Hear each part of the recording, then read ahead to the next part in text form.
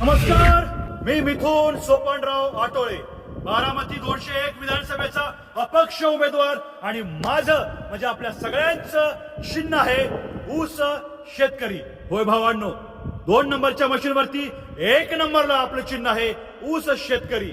आणि हा ऊस शेतकरी आपल्या सगळ्यांची वाट बघतोय. तो वाट बघतोय आपल्या शेतकरी भावाची, आपल्या शेतकरी बहिणीची, शेतकरी आईची, शेतकरी बापाची आणि समाजातील प्रत्येक वंचित घटकाची, शेतकरी, कष्टकरी, कामगार, असंघटित कामगार आणि तरुणांची, सुशिक्षित बेरोजगारांची. बारामतीचा विकास म्हणजे लांबून देखणी आणि जवळून हेकणी अशी परिस्थिती झाली. तुमचाच एक भाऊ आमदार, तुमचीच चुलती या ठिकाणी खासदार राज्यसभेवरती, तरी तुम्ही लोकांना पाणी देऊ शकला नाही. आणि तुम्हीच तुमच्याच तोंडाने सांगताय की कसं आहे की बारामतीमध्ये अजून पिण्यासाठी पाणी नाही, लोकांना रोजगार नाही. ती विधानसभा निवडणूक म्हणजे हे घराणेशाहीमध्ये नुरा कुस्ती लागलेली.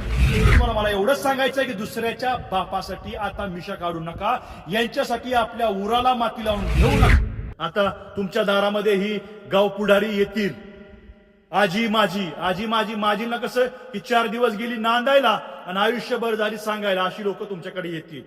तुम्ही तीच त्यांची कुंडली काढा की याच्यातला कोण ठेकेदार आहे का, याच्यातला कोण गाव पुढारी आहे का, याच्यातला कोण त्यांच्या संस्थेमध्ये मजूर आहे का. तुतारिका घड्याळ करत थुतू वाजवत तुतारी निवडून आणली. परंतु खासदार झाल्या दोघी. कनेरीच्या मारुतरायाने या दोघींना आशीर्वाद दिला. तुम्ही म्हणताय की बारामतीमध्ये शैक्षणिक क्रांती झाली. बारामतीमध्ये शैक्षणिक क्रांती झाली तर मग तुम्ही परदेशामध्ये तिकडं कुठं युगांडा का कुठं ते अमेरिकेला कुठं गेलता शिकून आला का?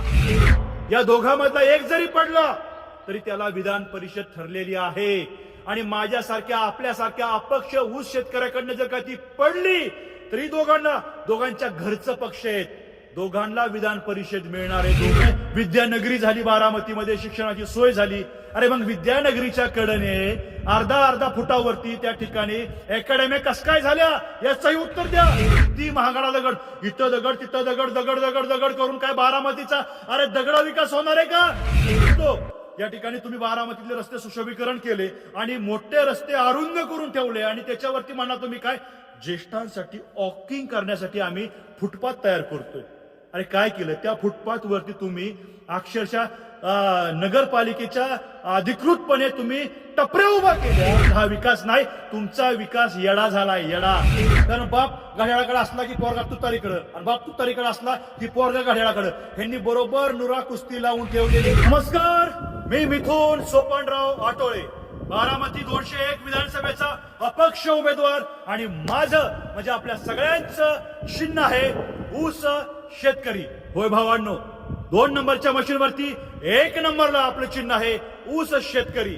आणि हा ऊस शेतकरी आपल्या सगळ्यांची वाट बघतोय. तो वाट बघतोय आपल्या शेतकरी भावाची, आपल्या शेतकरी बहिणीची, शेतकरी आईची, शेतकरी बापाची आणि समाजातील प्रत्येक वंचित घटकाची, शेतकरी, कष्टकरी, कामगार, असंघटित कामगार आणि तरुणांची, सुशिक्षित बेरोजगारांची वाट बघतोय की कोणीतरी येईल आणि 2 नंबरच्या मशीनवरती 1 नंबरला त्याला मदतीची हात देईल, मदतीची साथ देईल आणि याला प्रचंड बहुमताने निवडून आणेल. भावांनो, खरं तर दोन्ही बाजूनी प्रचाराने आता वेग धरलाय. दोन्ही बाजूनी प्रचाराच्या फैरी झडत आहेत, तोफा धडाडत आहेत, असं चित्र तुमच्या समोर उभा केलं जाईल. परंतु तसं काहीही दिसत नाही. बारामती विधानसभा निवडणूक म्हणजे हे घराणेशाहीमध्ये नुरा कुस्ती लागलेली. भावांनो, एक गोष्ट बारकाईने डोक्यामध्ये घ्या, बारकाईने विचार करा. लोकसभेच्या वेळेस सुद्धा आपल्याला यांनी असंच येड्यामध्ये काढलं होतं. ताई का वहिनी अशाच भ्रमामध्ये लोकांना ठेवलं गेलं. तुतारिका घड्याळ करत थुतू वाजवत तुतारी निवडून आणली. परंतु खासदार झाल्या दोघी.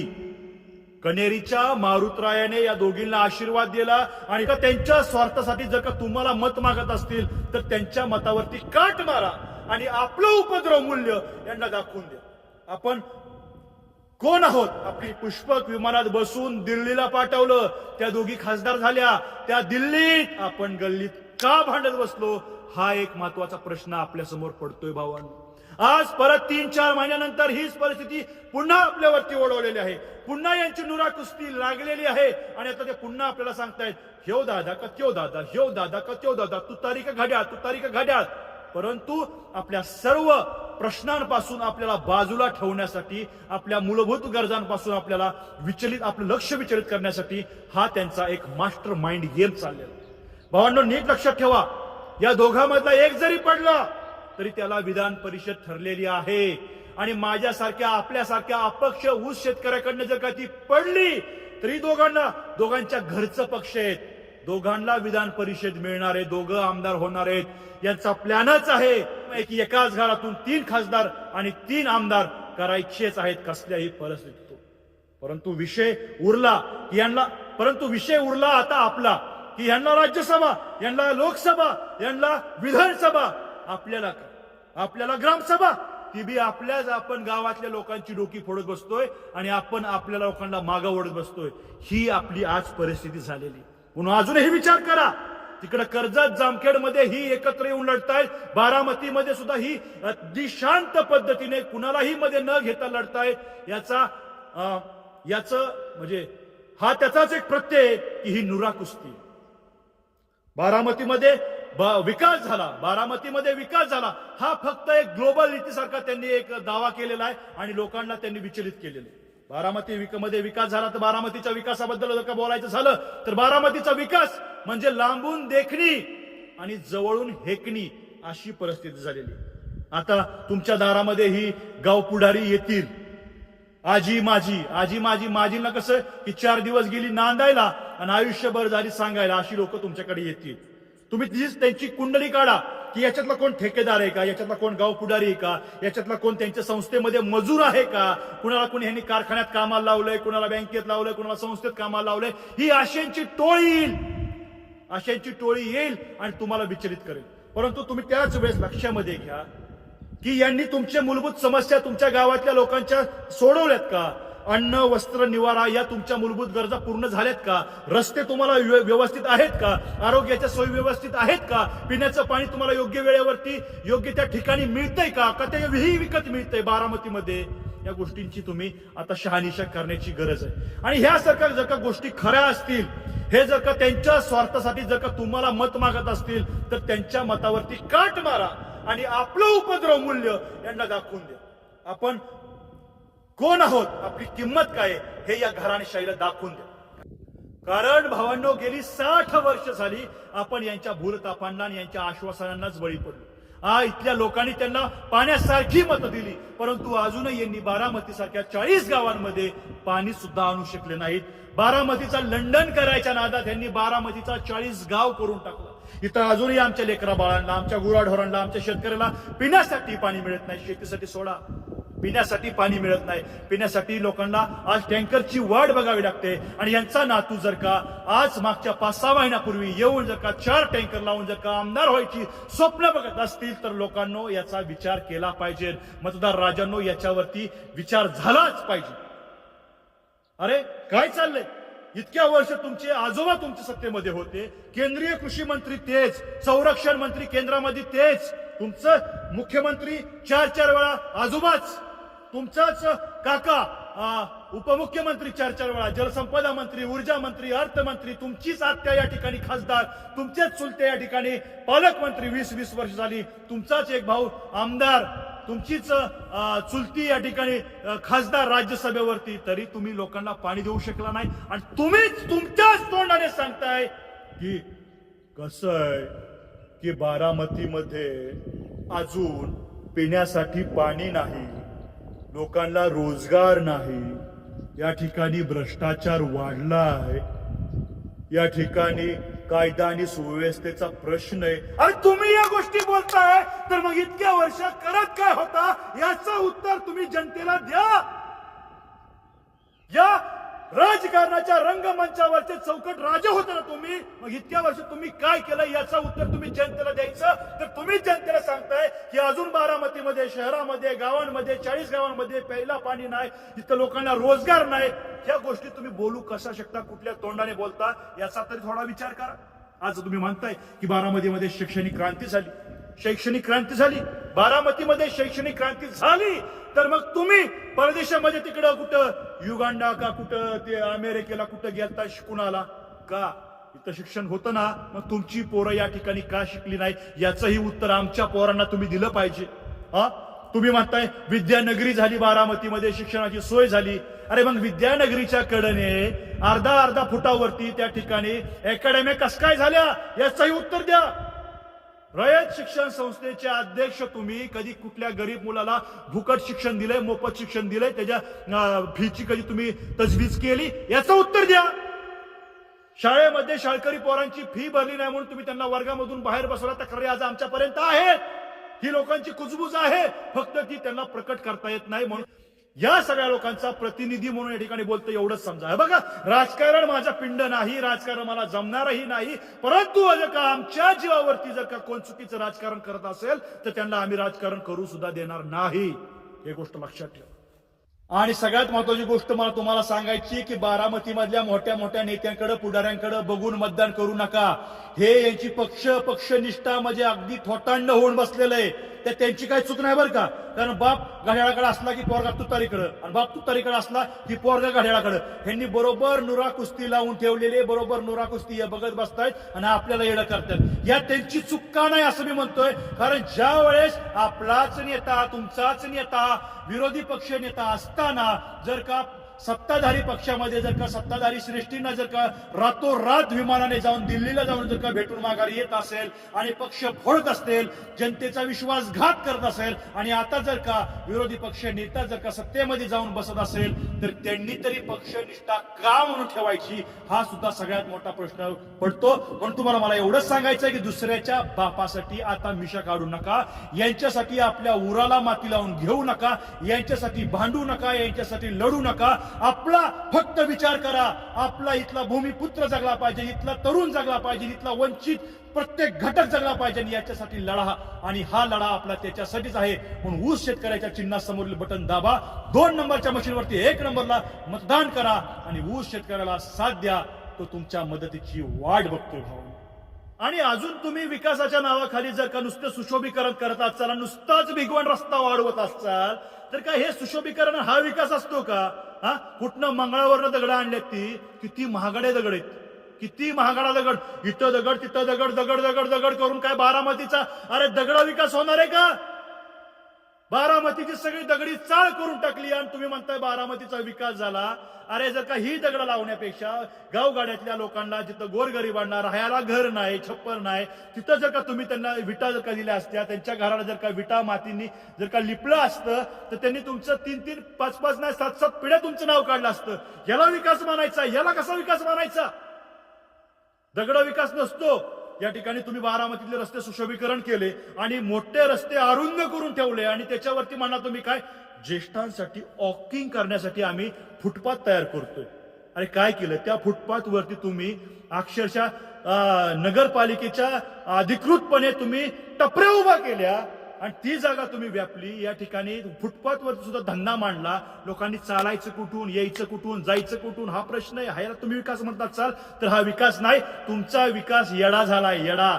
अजूनही जाऊन बघा, बारामतीच्या बायपासला फुटपाथ वरती अजून गोरगरीब जनता त्या ठिकाणी पालामध्ये राहते. त्यांना पक्क घर कधी मिळणार? त्यांच्या पोरांना कधी शिक्षण मिळणार? त्यांच्या पोरांना कधी चांगल्या आरोग्याच्या सेवा सुविधा मिळणार? आणि त्यांना कधी खायला चांगलं अन्न मिळणार? ज्यावेळेस सर्वसामान्य घटकांचा या ठिकाणी सर्वांगीण विकास होईल ना, त्याला विकास मानायचं. तुमच्यासारखा फक्त नदी बांधून आणि रस्ते बांधून आणि बिल्डिंगा उंच उंच बांधून विकास होत नसतो. नुसत्या मोठ्या मोठ्या इमारती शैक्षणिक उंच बांधल्या म्हणून विकास होत नाही. त्याच्यातली शैक्षणिक गुणवत्ता सुद्धा ही वाढली पाहिजे. ह्या गोष्टी आपल्याला कळाल्या पाहिजे. मतदार राजांनो, यांनी आपल्या दुधाची काय अवस्था करून टाकली, नीट ऐका. ज्या कधी कधी तर 2, कधी कधी 3 आणि कधी कधी तर 4 लिटर दूध विकल्यानंतर 1 लिटर पेट्रोल मिळतंय, आणि 18 महिने रानामध्ये झक मारून पिकवलेला 1 टन ऊस विकल्यानंतर 1 तेलाचा डबा यायची बोंब. एवढी वाईट परिस्थिती यांनी करून टाकली. वर्षाची जर का सरासरी काढली तर 20 रुपयाच्या पेक्षा कमी आपल्याला सरासरी दुधाला मिळते. अरे म्हणजे इकडं 18-19 रुपये लिटर दूध आणि 20 रुपये लिटर पाणी, आणि हे गातायत विकासाची गाणी. हे म्हणजे कोण? हे सध्याचे राज्यकर्ते, म्हणजे पांढऱ्या कपड्यातले काळे बोके. अरे 150 वर्ष आपल्यावरती इंग्रजांनी राज्य केलं, 350 वर्ष त्यांच्या आधी मोगलांनी केलं, आणि पांढऱ्या कपड्यातल्या काळ्या बोक्यांनी आपल्यावरती राज्य का केलं? कारण आपण असंघटित आहोत. आपण पिकवलेल्या मालाची किंमत आपण करू शकत नाही. हे सगळ्यात मोठं दुर्दैव, कारण आपण एका जागेवरती येत नाही, आपण संघटित होत नाही. भावांनो, संघटित होऊन या ठिकाणी आपण लढा उभारला पाहिजे. बरं, आता म्हणसाल की हा दुधाचा लढा, ग्रामीण भागातला लढा, शहरी भागातल्या लोकांना काय देणं घेणे? तुम्ही जे दूध पिताय ना भावांनो, दूध, नीट गोष्ट लक्षात ठेवा. रोज WHO ने दिलेल्या माहितीनुसार महाराष्ट्रामध्ये रोज सरासरी 14 कोटी लिटर दुधाचं उत्पादन केलं जातं, परंतु 64 कोटी लिटर दुधाचं हे वितरण केलं जातं. मग मला प्रश्न पडला की एवढ्या पटीने दूध वाढायचं कारण काय? मग यांचा रेडा गाभणाय का यांचा बैल गाभणाय? याची सुद्धा तुम्ही खातरजमा केली पाहिजे. त्या चुकीच्या पद्धतीने तुम्ही लोकांच्या आरोग्याशी खेळत असाल तर याची तुम्हाला फेड केल्याशिवाय गत्यंतर नाही. अरे एवढ्या मोठ्या प्रमाणात दूध भेसळ होते आणि या राज्यकर्त्यांना कळत नाही, असं आहे का?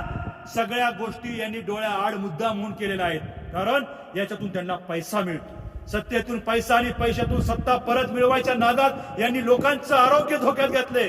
अरे रोज सकाळी उठल्यानंतर ज्या वेळेस तुम्ही तुमच्या कच्च्या बच्चांना या पिशवीतलं दूध पाजताना, त्यावेळेस एक गोष्ट लक्षात ठेवा, हे पिशवीतलं दूध हे सगळ्यात मोठं विष तयार होऊन बसलेले आज या भेसळीमुळं. अरे कोण युरिया टाकते, कोण पाम तेल टाकते, कोण सोडा टाकते, काही एक थेंब टाकून 10 लिटर दूध करण्याचे केमिकल्स यांनी तयार केलेले आहेत. याला कुठेतरी वाचा फुटली पाहिजे. आणि जर का शेतकऱ्यांच्या दुधाला जर का भाव मिळत नसेल तर सगळ्यात जर का जबाबदार असतील तर हे दूध भेसळ आहे. भावांनो, ज्यावेळेस आपल्या कॅबिनेट मिनिस्टर मध्ये ज्यावेळेस दुग्ध विकास मंत्री शेतकऱ्यांच्या दुधाला 10 रुपये अनुदान द्या म्हणून म्हणत असतील, कसे का असाना म्हणत होते, परंतु त्याच वेळेस तुमचे उपमुख्यमंत्री त्या ठिकाणून पळत होते, उठू पळत होते. अख्खी कॅबिनेट मिनिस्ट्री त्यांना धरत होती आणि हे पळत होते का तर तिजोरी लोड आलाय, का तर तिजोरी लोड आलाय. अरे तुम्हाला काय तुमच्या घरातलं द्यायचं होतं का? शेतकऱ्याला अनुदान देताना तुम्ही ज्या ठिकाणी पळवाटा काढल्या आणि 10 रुपयाचं अनुदान त्या ठिकाणी 5 रुपयाने फक्त 2 रुपये ते बी कसं बस वाढवायचा खोटा प्रयत्न केला, तेही लोकांना अजून मिळालं नाही. हेही लोकांनी आता विसरता कामा नये. आणि वर तुम्ही म्हणता की आम्ही शेतकरी आहोत, आम्हाला शेतकऱ्यांच्या प्रश्नांची जाण आहे ना. आम्ही सुद्धा कुठं सावळी कुर्टीला जायचो, डबल आळ्याची वैरण गोळा करायचो, बोकडं घ्यायचो, वाट्याने कापायचो. अरे आणि एक गाय विकली की 1 एकर जमीन घ्यायचो. अरे तुम्ही कुणाला फसवताय, कुणाला गंडवताय? एक गाय विकली की 1 एकर जमीन घेणारे तुम्ही. अजून मी व्यापारी शोधतोय, कुठल्या व्यापारात तुम्ही गाय विकली होती? हा, कुर्टी सावळीला जाऊन तुम्ही डबल आळ्याची वैरण गोळा करायचा, बोकडं वाट्यावरती कापायचा, याच्यातून तुम्ही परपंच करायचा, दूध धंदा करायचा. मग तुमचे एवढे या डबल आळ्याची वैरण गोळा करून बोकडं कापून 10 साखर कारखाने खासगी झाले कसे? याचं उत्तर तुम्ही जनतेला द्या. आज नरिमन पॉइंटला तुमचे जर का ऑफिस असतील, पर राज्यामध्ये तुमचे हॉटेल्स असतील, बाहेरच्या देशामध्ये तुमच्या जमिनी असतील, हजारो एकर क्षेत्र तुमचं महाराष्ट्रामध्ये असेल, तर एवढं तुमच्याकडून आलं कुठून? बरं आलं तरी आम्हाला आनंद आहे, परंतु आमच्या जमिनी विकायच्या, आमची घरं विकायची आम्हाला वेळ का आली? याचं सुद्धा उत्तर तुम्ही जनतेला दिलं पाहिजे. विकास आहे हा, विकास फक्त तुमचा आहे. बारामती सुधारली नाही, बारामतीतली फक्त ती सुधारली. ती म्हणजे कोण? हाताच्या बोटावरती मोजण्या इतकी सुधारली. बारामतीचं चित्र म्हणजे लांबून देखणी आणि जवळून हेकणी अशी झालेली. भावांनो, जर का आपला हा लढा, हा शेतकऱ्यांचा लढा, असंघटित कामगारांचा लढा, सुशिक्षित बेरोजगारांचा लढा, या सगळ्या वंचित घटकांचा लढा जर का महाराष्ट्रभर न्यायचा असेल, याला जर का वाचा फोडायची असेल, तर तुम्हाला तुमचं उपद्रव मूल्य हे दाखवून द्यावंच लागेल. तुम्हाला दाखवून द्यावं लागेल की आम्ही बी यांच्यापेक्षा कमी नाही. ज्यांना आम्ही खांद्यावरती घेऊ शकतो त्यांना आम्ही खांद्यावरून उचलून फेकून सुद्धा देऊ शकतो, हे दाखवून देण्याची वेळ आता आलेली आहे. म्हणून पुन्हा एकदा सांगतो की बाजारामध्ये पद, शेतात खत आणि लोकशाहीत मत हे फार महत्वाचं असतं. म्हणून तुमचं मत फार विचार करून, विचारपूर्वक योग्य त्या माणसालाच द्या. शक्यतो आपल्या ऊस शेतकऱ्याला तुम्ही जेवढी ताकद द्याल, जेवढी किंमत द्याल, तेवढी तुमची किंमत वाढणार आहे. भावांनो, ही गोष्ट या ठिकाणी लक्षात ठेवा. या ठिकाणी बोलण्यासारखं भरपूर काय आहे, परंतु वेळेचं मर्यादा असल्यामुळे या ठिकाणी मी एवढंच या ठिकाणी बोलतो. पुन्हा एकदा सगळ्यांना विनंती करतो की आपल्या ऊस शेतकऱ्याला प्रचंड प्रचंड बहुमताने विजयी करा आणि आपली किंमत आपणच वाढवा. धन्यवाद. जय हिंद, जय महाराष्ट्र.